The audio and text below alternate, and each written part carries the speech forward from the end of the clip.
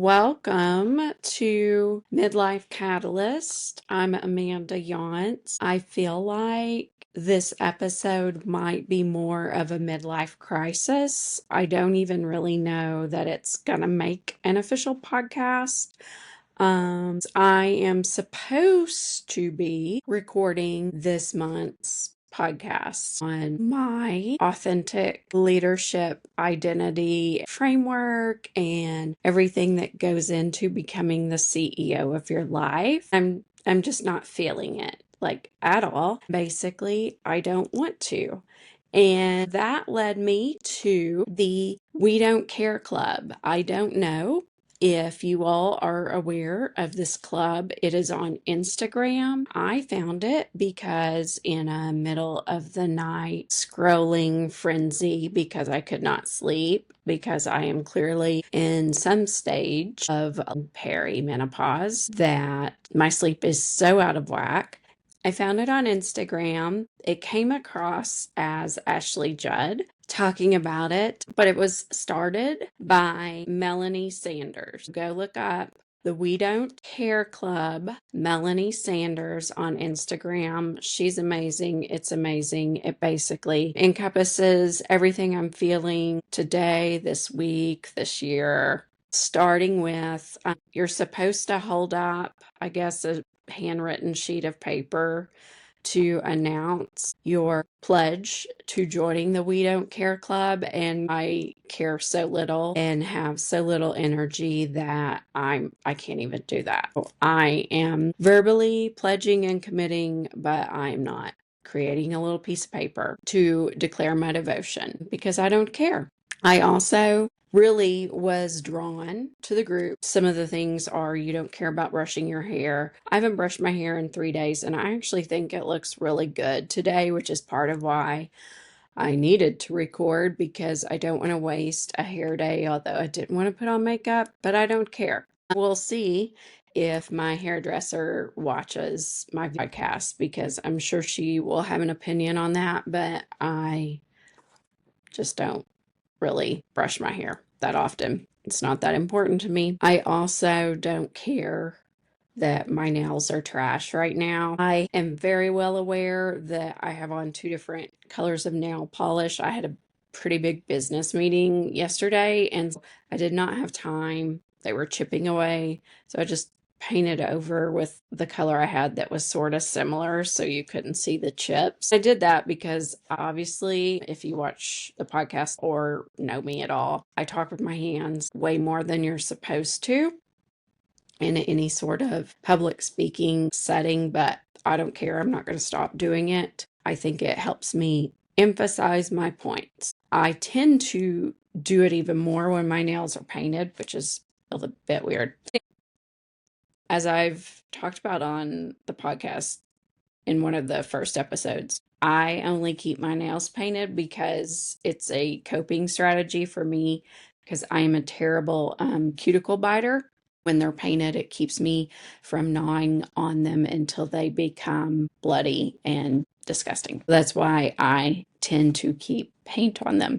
I will probably work on that next week, but it's not a priority right now. If there are things that you do not care about, that society tells you you should, drop them in the comments. I want to hear what you currently don't care about, what narrative you are leaving behind, and why we had to get to midlife to say, you know what, we don't care anymore and we're not going to conform and do this. A couple other things in the book that I'm writing. One of the chapters I have actually fit in, but the whole premise of the book is bad advice, things we've been told we should do and need to do our whole lives. And when you get to this stage of life, you're like, I'm not doing it anymore. But one of the chapters is on advice for my grandmother, understanding this is generational advice.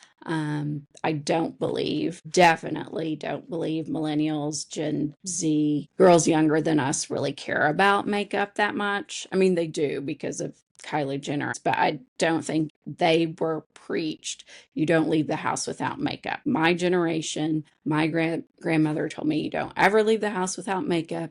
You certainly don't leave without lipstick on. I hate lipstick. Although I have found that It does look great in podcasts just to make the color pop. That's pretty much the only time I wear lipstick is in a picture or a video recording. I just use old lipstick I've accumulated as free gifts. So it's probably lipstick that's 10 years old that I'm just trying to use up. Which segues into what is it that people want? Do you want an authentic podcast where it's not the makeup, hair, lipstick, the filters? Do you want the unfiltered version? Which everyone says, yes, we want behind the scenes, B-roll, all of these things that are so popular. But then the YouTube crowd will not promote your content if it's not perfect lighting, perfect setting, picture perfect outfit, hair, makeup, audio, capturing the perfect moments. Your videos will get pushed basically into oblivion by the algorithm. Where your content ends up is so interesting that it feels like you can go on Instagram, you can go on TikTok, and you can be authentic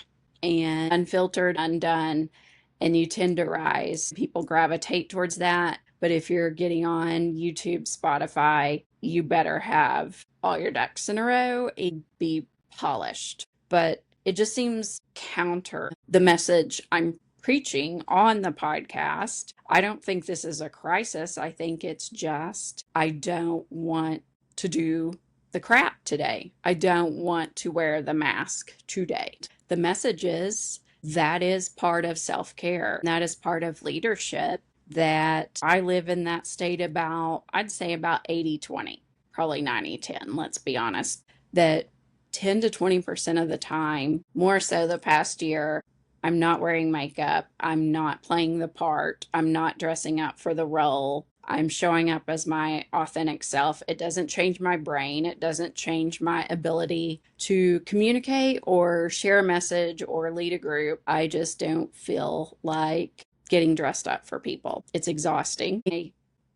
Would I continue to have this facade on a podcast where I'm encouraging people to step into their power and their authentic lives? It doesn't mean I won't have episodes where I'm putting on makeup or it's a good hair day and I'm going all out, but it's the balance of I don't want to today, so I'm not going to, but I'm still going to record and let people see that it's okay to take a break, to rest, to not have to be doing and be on. My friend Debbie always says, you're a human being, not a human doing. Taking that approach to really everything. I am obviously not in a podcast studio today. I am actually still in bed. I've been in this bed pretty much all day. Now, I have done a lot of work from this location, but I really stayed in bed to watch Coco Gauff win the French Open, which was amazing. I think she's an amazing talent and human. Her approach to the game, her mental approach, her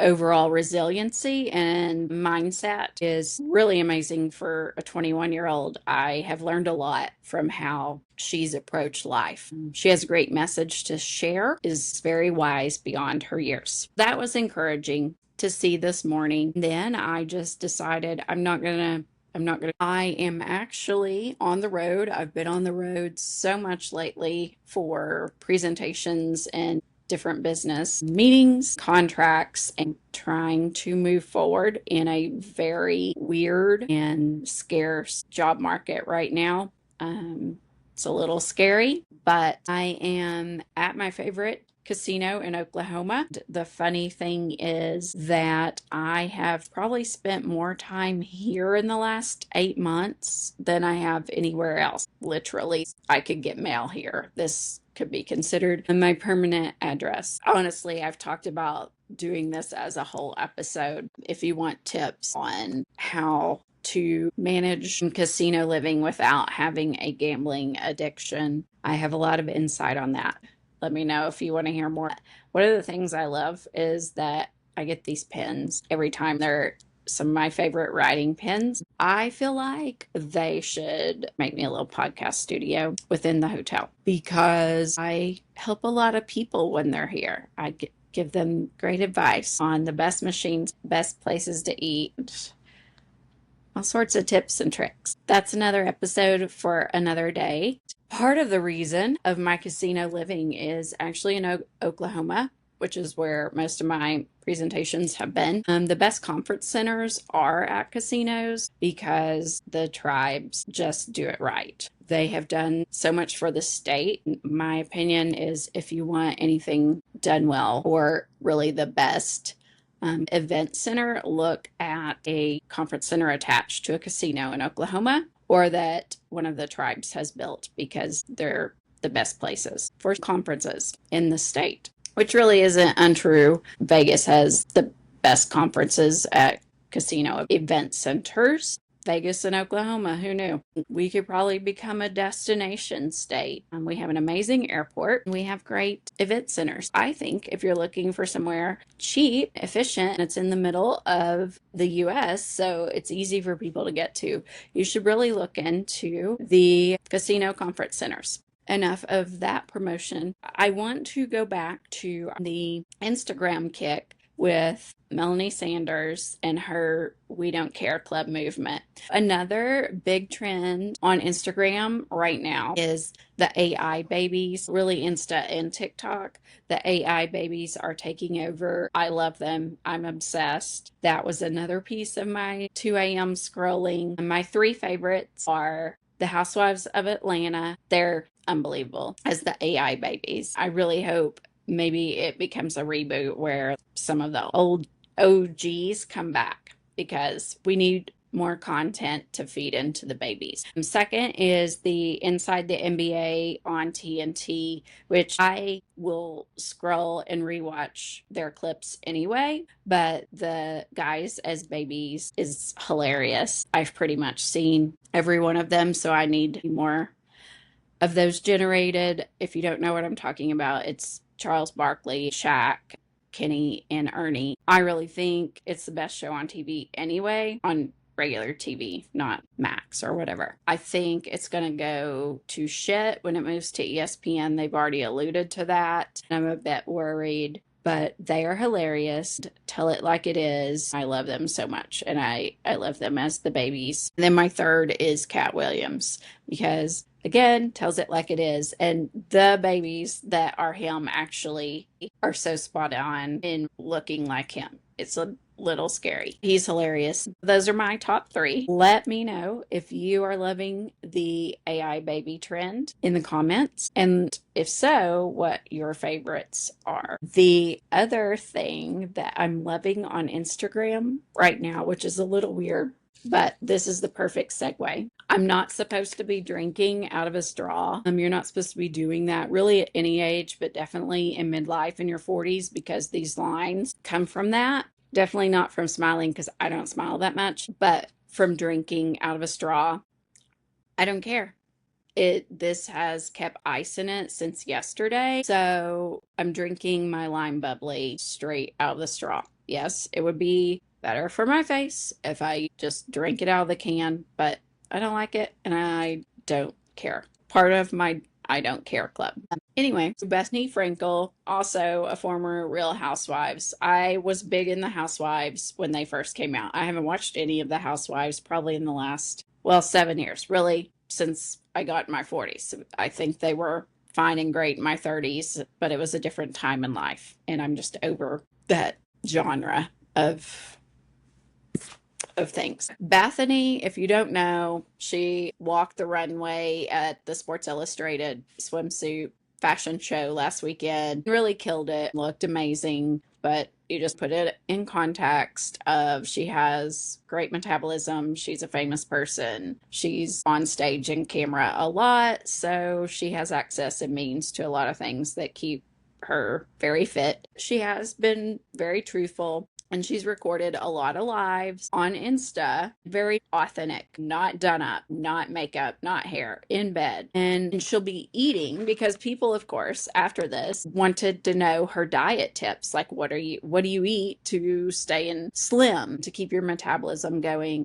modeling and eating. And then, of course, people are bitching, like, you shouldn't be eating on a live. You shouldn't be drinking on a live. Again, it's one thing if you are in a formal presentation, you're doing a training, teaching a workshop, but it's an Instagram live. People complain of you want genuine, authentic people, then they show you themselves, and then you get complaints about that. There's no winning. That's really the theme, is you just can't care. You do you. You do what feels good, right, and natural to you. If it feels good to you to eat on camera, especially if you're promoting whatever, people want to know. They want to see what your meal is. I don't understand why they're complaining. But anyway, so I have binged on these today. They're the Bavita blueberry and sunflower seed bites. I haven't eaten a whole bag today, but I'm going to finish them off. I feel like they're healthier than eating a whole bag of candy. So I feel really good about this as I've lounged in bed. I'm not really comfortable eating on TV. I'm not really comfortable eating in front of people. That's part of a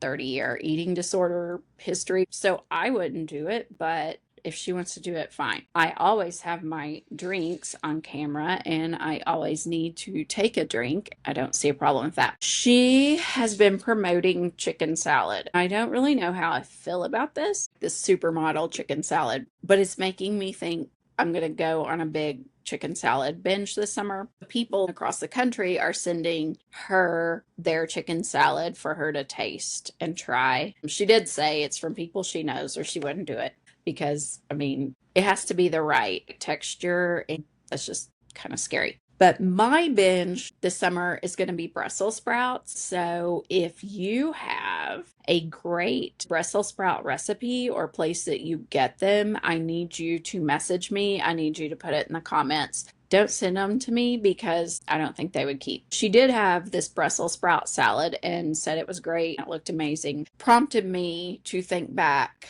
when I actually lived somewhere that I had a skillet and cook. I don't have that here at the casino. Especially in the summer, we get these. It's a bag of salad, but it has Brussels in it. So it's not the salad kit, but it's Brussels broccoli salad, kale salad.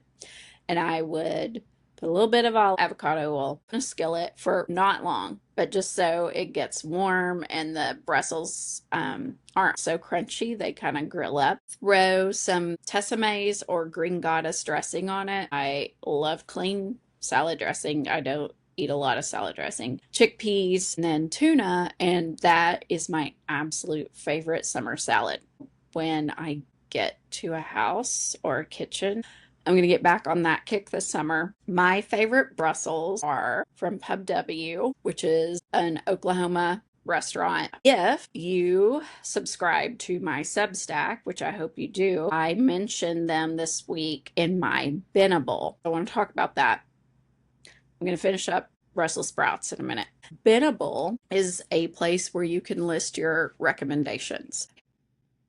Did not spell it right in any part of the Substack. I listed it like 4 times with a D. There is no D in it. It's Binnable. You can go to binnable.com/Midlife Catalyst and find my list. I apologize. I have to get that right. I'm thinking I'm going to start a new recommendation list of the best Brussels sprouts in America. If you have a restaurant in your town or where you visit that has amazing Brussels sprouts, I need you to send that to me. It might get included on my list. I also might have to travel and find it and try it out because I am that serious about Brussels sprouts. When they don't meet the standard, it's very disappointing.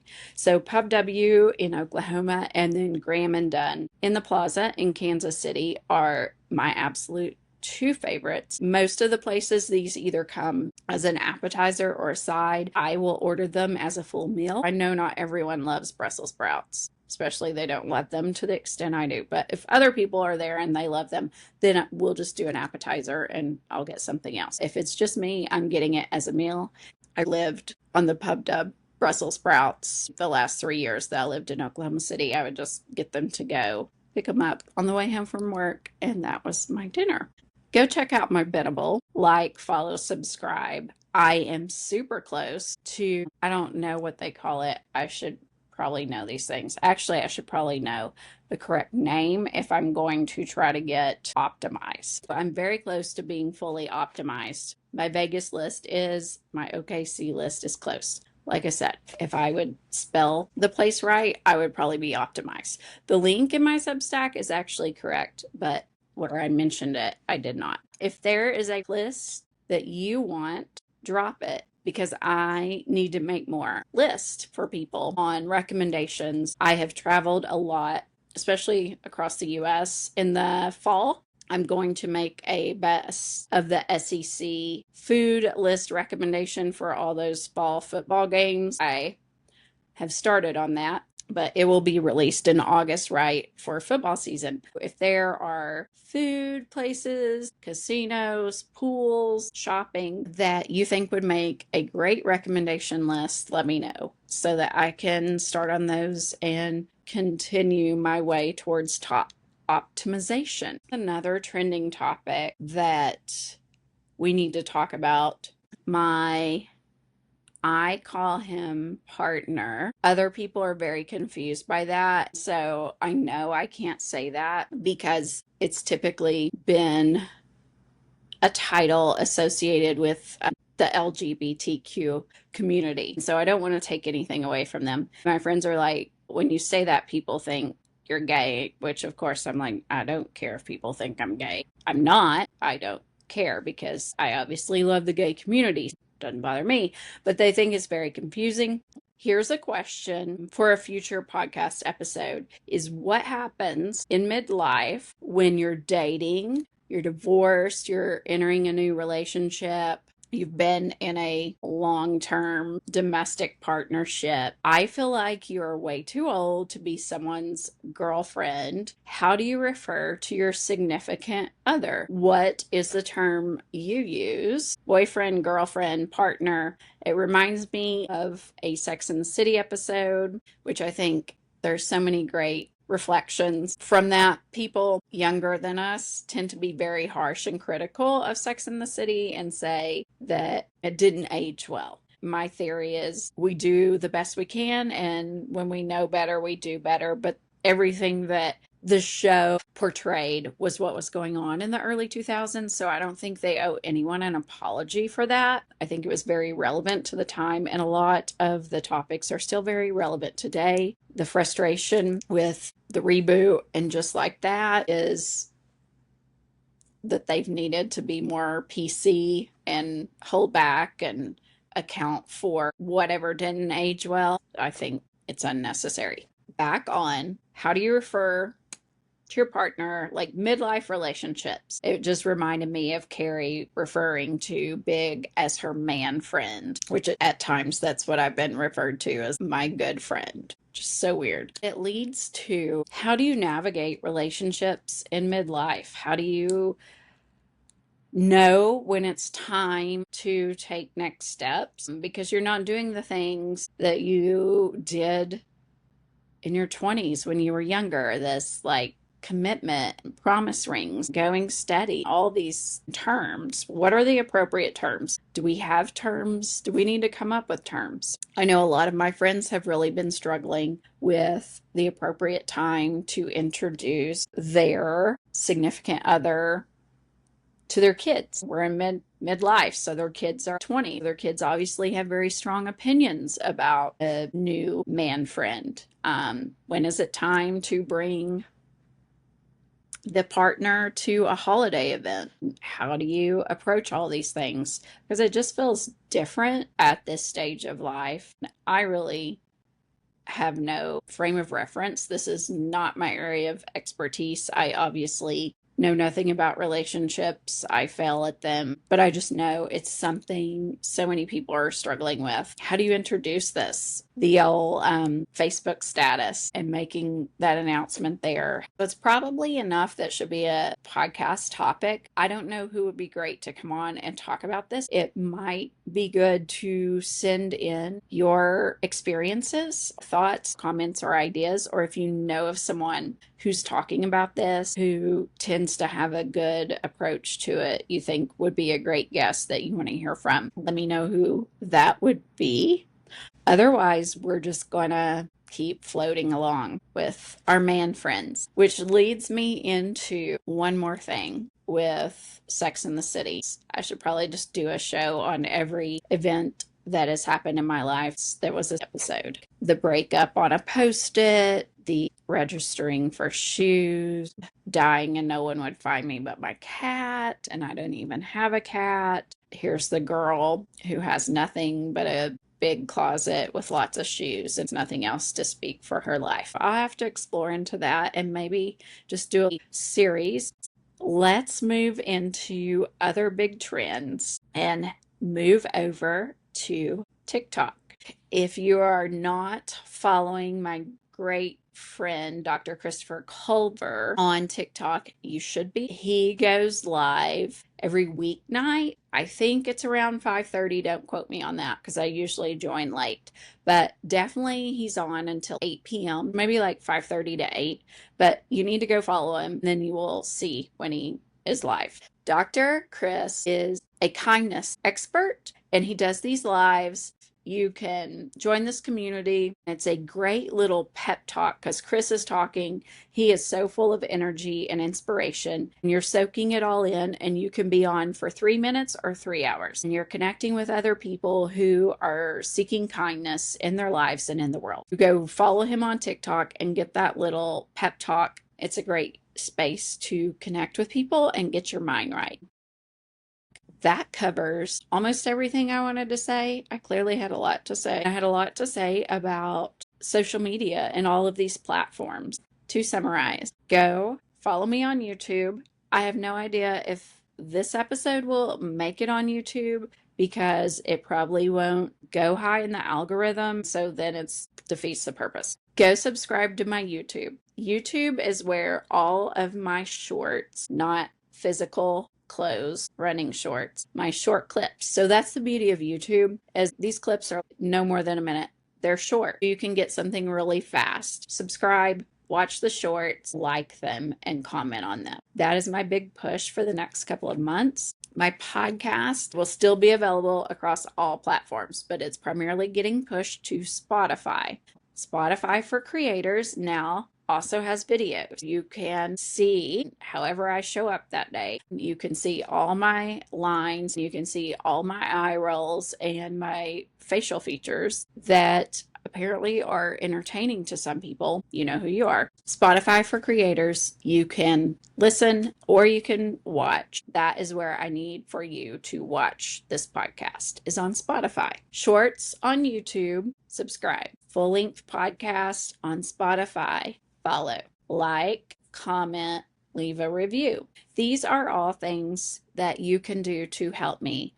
I am horrible at asking people for help, typically because people don't do whatever I ask them to do to the level that I want or think it should be done. So then I'm just disappointed, and then I just end up doing it myself. But I am asking for help because I cannot do this myself. I need you all to help me spread this message and do this for me. Go to Bendable. The link is dropped below. It's on here and it's in my Substack. And like my lists so I can get optimized. Let me know what future lists of recommendations you would like to see.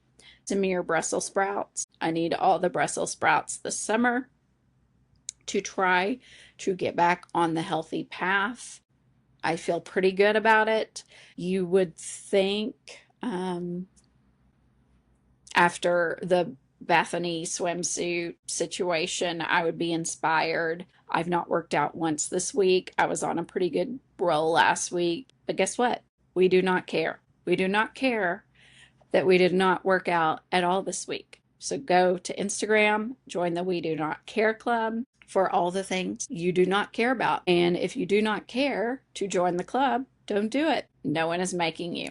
But it is a great source of inspiration. Go follow my friend, Dr. Chris Culver, on TikTok. Let me know your favorite AI babies. What is your favorite trend right now on social media? If that's not doing it for you, what is? So, to close, the point that I wanted to make, ironically, this conversation happened here in this casino earlier in the year. My good friend, I'll just say her name because she's older than me. And unlike my hairdresser and other people I've referenced in this episode, I know she doesn't watch because she doesn't have the technology. So, my friend Debbie, we've always had very frank conversations, which I appreciate, and I don't take it personally from her, told me a few months back that part of the reason she's always been happy is that she only works to about 80% of her potential. This is where the 80/20 comes in.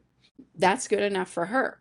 But I, on the other hand, tend to work to 99 to 100%. When I'm not there, I'm hard on myself, frustrated, and basically said that's why I'm never happy, which is a source of all of this midlife transformation undoing. It's the ultimate getting to a mental, physical, spiritual, integrated state of happiness.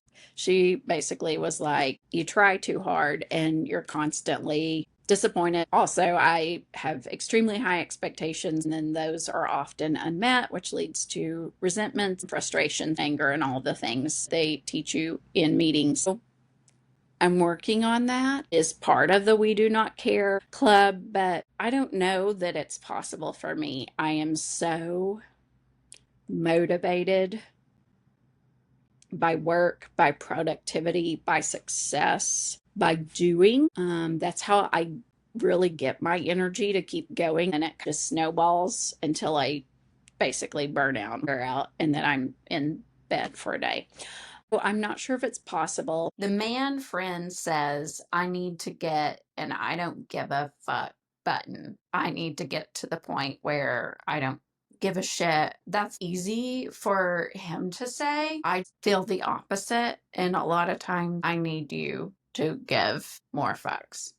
However, I just witnessed him go through a really hard life transition situation where it was very apparent that he gave a lot of fucks, cared a lot, kept him up at night. He lost sleep. I'm like, yeah, you say this, but you really care about things. Easier said than done, in regards to not caring and getting in the We Don't Care Club. For me, it's smaller things like hair, nails, bra, makeup.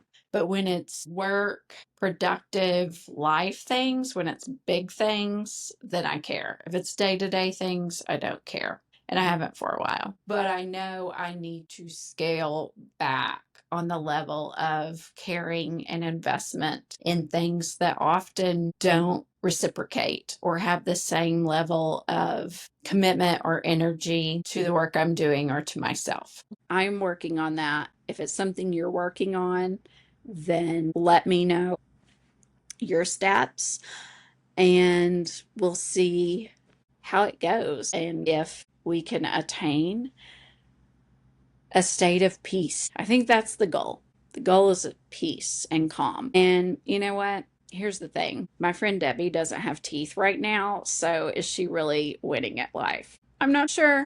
This is just a follow up to show that I did actually bounce back today and get out of bed and look presentable. Partly because I have to be on another podcast. And I wasn't going to show up like a midlife crisis on someone else's show. I might on mine, but not on theirs. And also to say, because I conserved my energy by staying in bed, isolating, really recharging my energy. We talk a lot about time management, but energy management is a form of self-care, meaning you've been around energy vampires. You've been engaged in activities, if you're an introvert or an internal processor, that drains you. You have to schedule the time to recharge that energy so you can keep going. If you're constantly running in negative depletion mode, that's where burnout takes hold and comes over you. That is critical and a key aspect of self-care that people really don't talk about. Rest days. Here's the deal. I am very structured. I am habitual. I love my routines. We know that.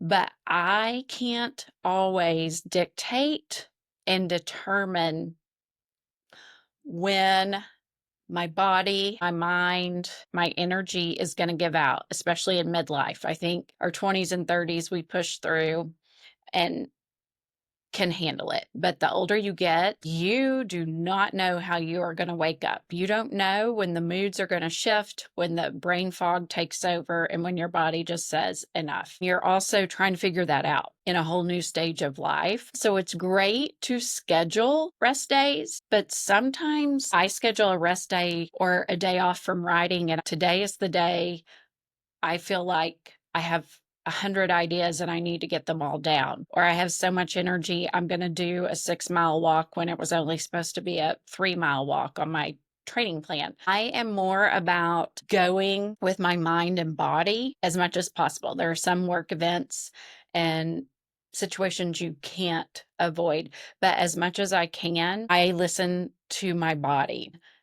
I find I have a lot more productive sessions, be it writing, working, walking, whatever it is. It's also just not talked about enough that structure is great, planning is great, but sometimes you have to reflect on why am I doing what I'm doing and how does it make me feel? If it doesn't make you feel good, stop doing it. Or don't do it today. And lastly, what I realized as I was editing the podcast episode from yesterday that I recorded, because I was in brain fog mode and really hadn't planned for it and had no notes or structure, left some thoughts incomplete or didn't necessarily wrap them up all the way.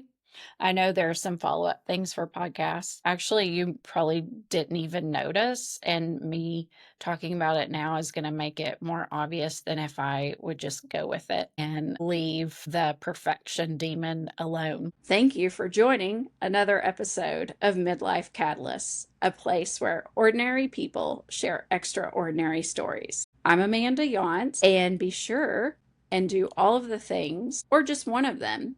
Just do one. See, I'm lowering my expectations. Just do one of the things that I asked and continue to join in